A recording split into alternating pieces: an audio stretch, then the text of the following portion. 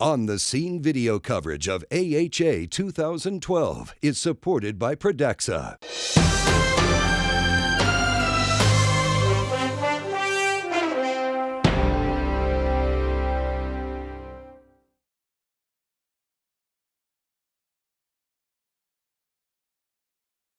The FREEDOM trial looked at what approach to revascularization should be done for patients with angina, diabetes, and multivessel disease documented at angiography, and preserved LV function.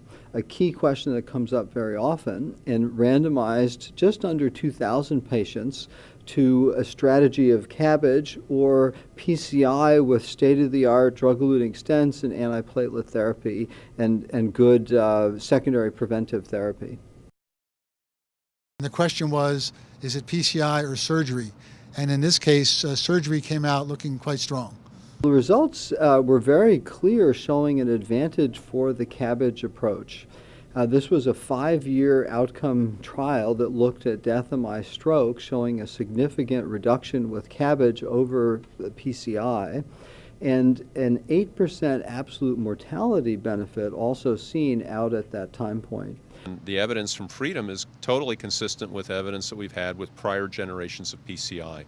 Every time we've done a trial in patients with diabetes, surgery has shown a mortality benefit, and this is just another confirmation of that fact. Well, some of the limitations are that, of course, as a long-term study, some things in PCI may have changed over time, but I think they were very careful in trying to have the real state-of-the-art PCI with drug-eluting stenting.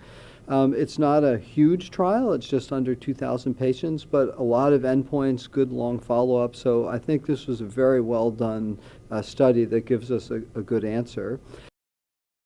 Bypass surgery is more costly initially, but you make up some of those costs over the long run because the people who get an angioplasty have to have repeat procedures, they have to take more expensive medications, etc. So some of that cost difference goes away, which it did in FREEDOM. And the other thing to say is that if you're saving lives, it can be pretty cost effective. For a few $1,000s extra, they're saving the mortality benefit was quite real, so it yields a very favorable cost effectiveness ratio. I think the immediate implication is that patients with diabetes who have chest pain symptoms, their doctor should talk to them about their choices early, and I think even before they get an angiogram. Start the conversation to say, you know, if we find multivessel disease, you should know that people who have bypass surgery have been shown to live longer compared with angioplasty in this situation. And also, with respect to Barry 2D, findings also say better than medical therapy. So both of those things need to be known to the patient. The guidelines have been drifting in this direction for some time, but I think this study is well done, and I think it should change the guidelines. I think the guidelines are probably going to change to reflect this. I think they should change to reflect this. It's currently a Class 2A recommendation for CABG in patients with diabetes and multivessel disease. I think it would very likely go up to a 1. I would argue that that should be done.